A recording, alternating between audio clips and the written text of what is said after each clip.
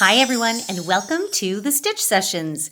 In today's tutorial, I thought I would show you all how to do a granny octagon shape.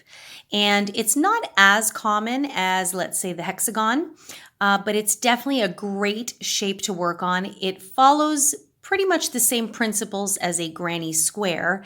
And I think it just creates an interesting shape and can make for really, really cool designs. Now, I've been working on this in my online crochet class. And so some of the students were asking for a tutorial so they have something to refer to. So I thought this would be perfect for my YouTube friends as well.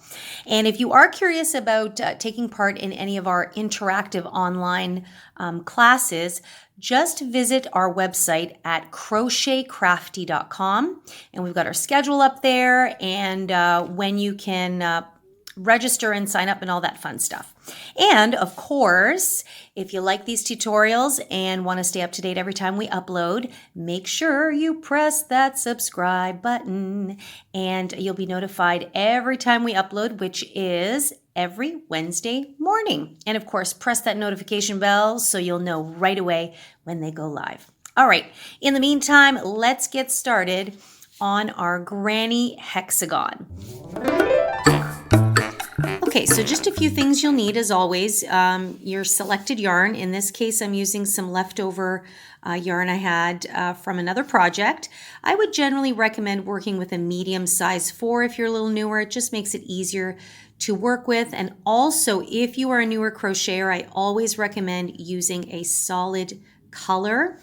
And again, a medium 4 and nothing with funny texture because you want to make it nice and easy to see your stitches, okay? And I always make sure I have a trusty pair of scissors and of course, somewhere is my darning needles. So at some point you might want to sew in some ends, especially if you're making this as part of an Afghan project, a blanket of some kind. Now for this tutorial, I'm going to be using a 5mm hook, also known as an H or a size 8. But whatever yarn you're using, just try and make sure that your hook matches that size. So before we get going, we want to understand the basic principles of shapes. I know it sounds silly, but when we work on things like granny squares, I'm just going to grab some here that I've been working on. We know that a square has 4 sides and 4 corners. Okay, so when we start kind of diverging into other types of shapes in our crochet, that's the main thing you want to ask yourself. So previously we had worked on a granny rectangle, and of course it's got 4 sides and 4 corners. So this one was just slightly different in how we started it, but essentially it's all about understanding when and where to create our corners and our sides, okay? So that's what we want to keep in mind when we're talking about our octagon shape. And so that's what we're going to take you through right now, okay? So with an octagon, we know we've got 8 sides and 8 corners here. Now, what gets challenging with an octagon shape is getting it started in the center. And as you'll notice, my center is slightly a little different than, let's say, a traditional granny square center. Now, I did use the chain 4 method here so that I have an open center, but you'll notice my middle here looks more like a pinwheel as opposed to starting right away with my cluster of shell stitches. And the reason why, and some people use different methods, but the reason why I did this is because there are so many stitches involved that your work will start to pucker. So in order to help your fabric lay flat and your stitches to sit nice and relaxed, we wanted to create that first row or round that will really spread out and sit nicely. So that's what I'm going to take you through first, and I'll take you through round 2 and round 3, and the rest, once you get through round 3, will be easy peasy because it's all about creating your sides and your corners. Okay, so I've got my blue yarn here. And to begin, we're going to start with a slip knot. You can do this in whatever way is comfortable for you. Okay. And I'm going to do this using the chain 4 or chain 5 method. Some people can chain up to 7 depending on how thick your yarn is or how tight you crochet. I think I'm going to be okay with a chain 5. Okay. Now, once you've chained 5, you want to slip stitch, or you want to find the first chain that you originally did, and you're just going to slip stitch into that first stitch there. And that's going to create your center ring. Now this yarn is much thinner than the one I had used in the previous example, so it's going to look a little bit more snug.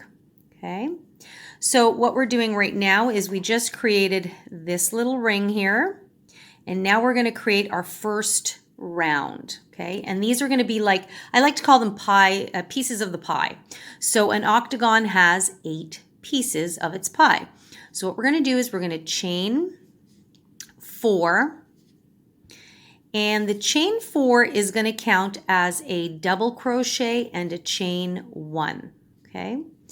Now what we're going to do is we are going to double crochet back into the center of our ring. So you'll yarn over and insert your hook and just place a simple double crochet. And you can work over that tail if it's easier for you. So you're going to end up with a little circle here and what looks like a pie shape, or an upside, well no, it's not upside down, it's a V. Okay, and then what we're going to do is we're going to chain 1 and then place another double crochet back into the ring. So the goal here is to create 8 pieces of our pie. Okay, so you can see, and that chain 1 creates some nice spacing there. So we've got 2 pieces of our pie. So you're going to keep going until you have 8 pieces to your pie. Okay, so you will continue to chain 1 and then back into that circle and double crochet.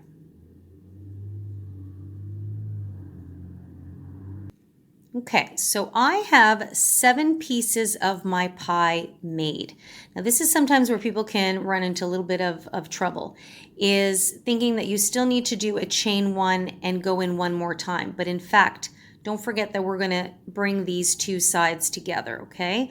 So you want to spread your work out a little bit here. You will chain 1, and when you connect to the top of your 3rd chain, because remember we chained 4, that will create your 8th pie slice. So I'm going to find my 3rd chain and I'm going to slip stitch to join. Okay, pull that out, and you may want to move your stitches around a little bit just to even out the pie slices. Okay, so now if you count your spaces, let's just get that tail out of the way so it doesn't confuse you. We've got 1, 2, 3, 4, 5, 6, 7, and 8. So we want 8 spaces. And that is round 1 for our octagon shape. We're now going to move on to round 2. So round 2, we want to just start building our shape a wee bit. Okay, so now we're going to get into our traditional shell stitches. So we are going to now insert our hook into this space here, and we're going to slip stitch, and that just kind of helps center our work into the space, because this is where we're going to be working. We're going to be working in through the spaces. So now we're going to chain 3, 2, 3. And a shell stitch consists of 3 double crochets. So we've got the chain 3 already counts as 1. So now we're going to go back into this space and do 2 more double crochets.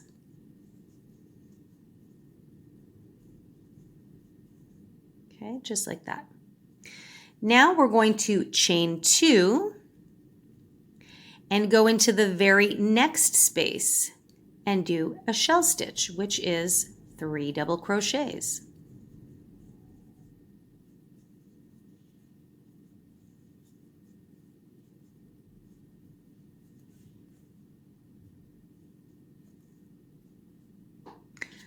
So traditionally, in a granny, when we're in a space and we're creating a corner, we would do a shell stitch, chain 2, and shell within one space. However, there are so many stitches that will be involved.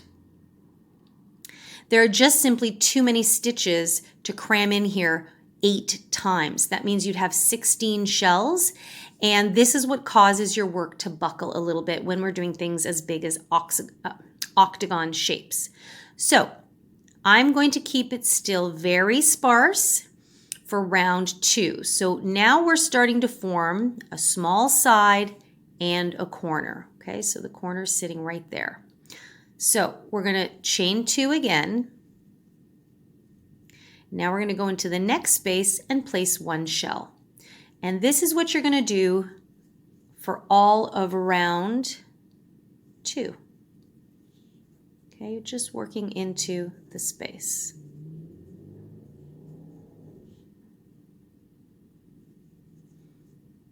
And you can see already that the shape is starting to form. Okay, so go ahead and finish round 2, and I'll meet back up with you just before the end. And I'm just finishing off my last shell, which is my 8th shell. So I'm in that 8th space.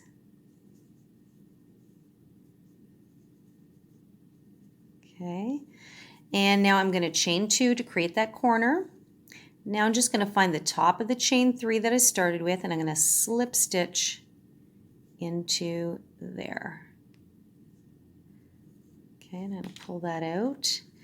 And now you should start to see some of the sides are starting to be more defined. Now you see, as you get quite a few of them, it's easy to lose your corners. And this is why we wanted to keep these first couple of rounds just a little bit more sparse. Okay, so you just stretch it out there with your hand, and now you can see. So from far away, it might actually look like it just looks like a circle. But now as we go into round 3, we're definitely going to see things change a bit. Now for round 3, this will be how you're going to do subsequent rounds as you go. Actually, round 4 will probably have more definite sides, but the principle will be the same. So every time you begin a new round, you can do one of several things, but one of 2 most popular methods is you can chain 4 and then go right away in and work a corner into that first corner space. And what the chain 4 is, it will represent the last double crochet of this spacing here, plus a chain 1 spacer to get over, okay? The other method is just to slip stitch your way across to begin working in the very first corner. Completely up to you. In this example, I am indeed going to slip stitch my way over, just because I like the look of it, and I also like slip stitching over because it just gives that round a little bit more fortification. And now I'm slip stitching into this corner, and I'm ready to go. So now I'm going to work a traditional corner in every corner, and that means I'm going to do a shell, chain 2, and shell. Now in some projects we chain 3 for the corners, like when we do like a granny triangle, for example. But again, we want to be careful we don't jam too many stitches too soon. Otherwise, our shape will never form, okay? So we're going to start by chaining our 3. And now we're going to place 2 more double crochets into that space. So that will be our first shell. Now we're going to do a chain 2 and shell.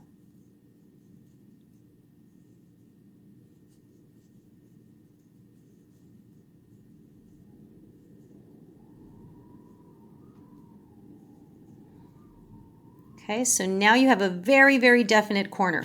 And here's a little something you want to watch for. In round 3, you may have to decrease this corner to a chain 1. You're going to have to gauge. Again, this always depends on how tight of a crocheter you are and the yarn you're using. And this is why I'm bringing up these topics, so that you'll know how to troubleshoot if you come across this. So I'm going to continue doing the chain 2 because this is a bit thinner yarn than I used before. But if I get about halfway across and I can see that my octagon is starting to look more like a flower, like it's starting to ripple, then that's telling me I have too many stitches. So I would go back and only do a chain 1 to create my corners. But for now, we're going to keep that chain 2 and see how we roll. And then I'm going to go right away into the next space, which is a corner. So these are all corners right now. And I'm going to create another corner. So I'm going to do my shell,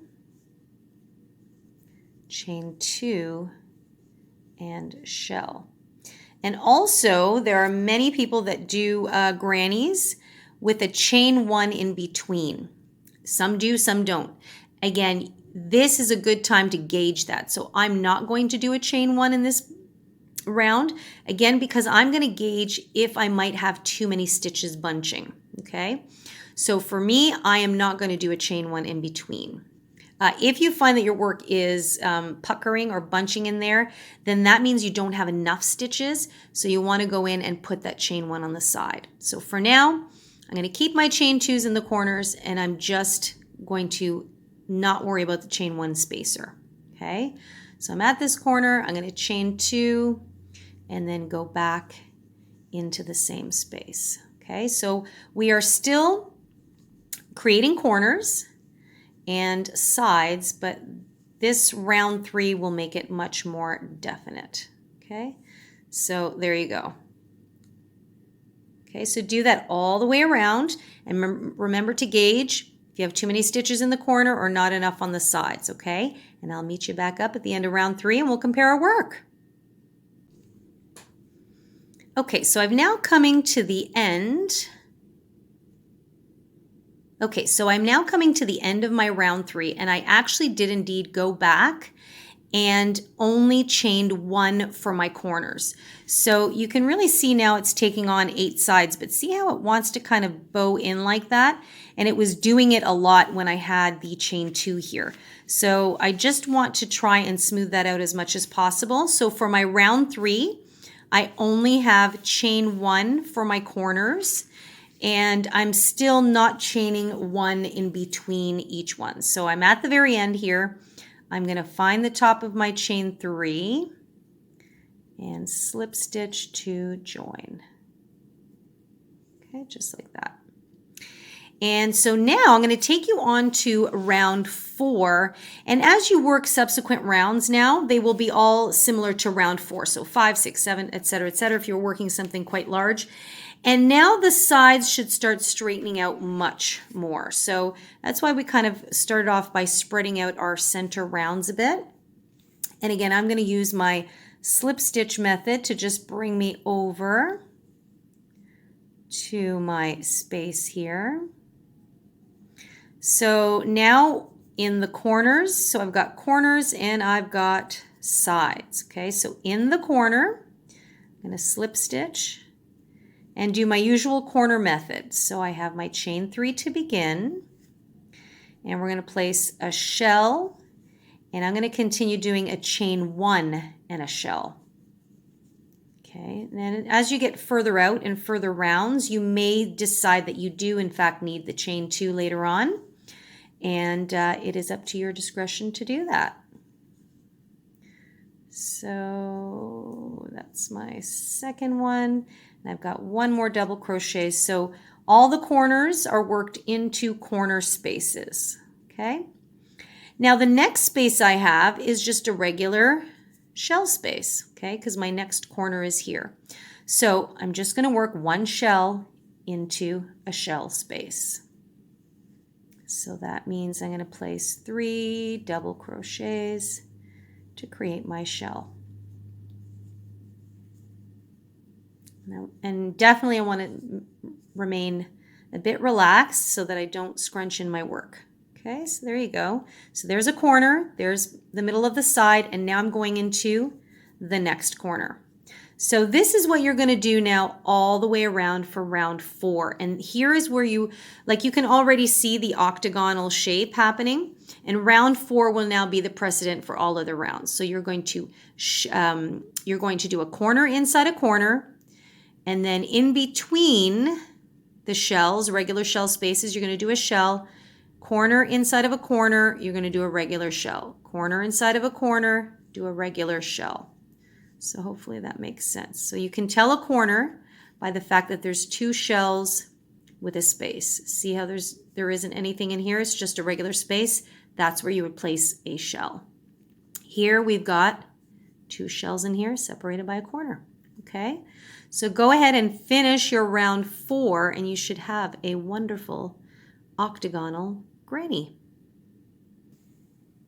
And here I am finishing my 4th round. So I'm going to find the top of that chain 3 and I'm slip stitching to join.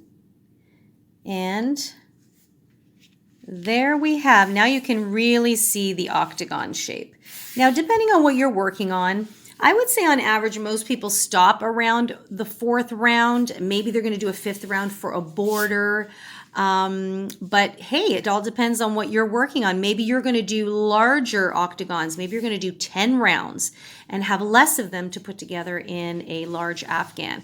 But now you can really see that our 8 sides are coming together. It does bow in just a bit in the center between each corner. That's natural. Even when you work on hexagons, you'll notice that as well. But of course, as you work subsequent rounds, the sides straighten out more and become a little bit more prominent. And that is pretty much it, guys. I hope that you have enjoyed working on the granny octagon shape and have become a little bit more curious about the concept of using grannies and granny shapes. Most people associate them with just squares, but really your imagination is the limit, which is limitless on what you can do with the granny motif. So just remember now that all subsequent rounds will be worked the same. So our corners have been worked into corners, as you can see, and now our shells are being worked in between regular shells. So now if you wanted to do round 5, and you use my method, which is slip stitching over to the corner, so you know it's a corner, corner, and a corner. And now you've got 2 spaces here on either side of the regular shell. So you'd place regular shell, and corner. Shell space, corner. And so what happens is your sides, the length of your sides with more rounds will expand. Okay? Now, I hope that that was nice and clear for you. I know octagons and hexagons start getting a little bit dicey. If you have any further questions, please do not hesitate to pop me a question in the comment box down below. I'm always very happy to engage and answer any questions you may have. If you want to get in touch with me directly, you can just email me at info@crochetcrafty.com. And of course, you know you can always find me on Instagram at The Stitch Sessions. And I'm very happy to answer any of your DMs. And I love it also when you share your creations with me, and it makes me super happy. And I love sharing my joy of crochet, and I thoroughly enjoy having you guys come along on my crochet journey. And so if you're liking these tutorials and you'd like to continue to see more, please don't hesitate to click that subscribe button.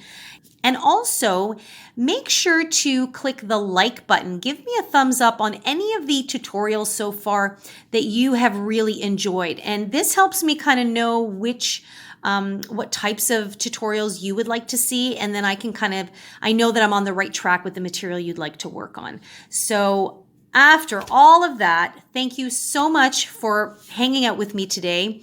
I always want to wish you well, happy crocheting, and take good care. I'll see you guys in the next video.